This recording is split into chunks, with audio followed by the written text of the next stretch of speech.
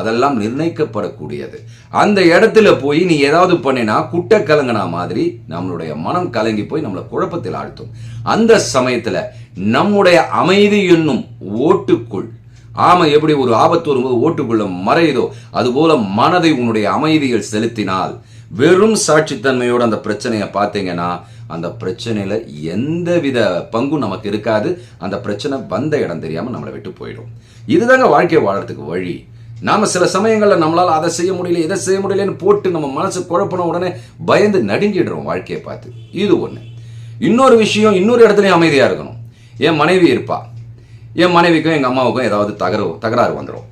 உடனே வரும்பொழுது என்கிட்ட வருவாங்க, ஏதாவது பிரச்சனை, என்னங்க இது எப்படி சால்வ் பண்ணுறது அப்படின்வாங்க. நான் ஒரே ஒரு விஷயம் சொல்லுவேன், ஏன் தெரியுமா, இவங்களுக்குள்ள சண்டையில் நாம் உள்ளே போய் மூக்க நுழைச்சோன்னு வச்சுக்கோங்க, அந்த சண்டை வேற மாதிரி ஆகி 2 பேரும் திரும்ப நம்மகிட்ட வந்துடுவாங்க, நம்ம அமைதி குலைஞ்சிரும்.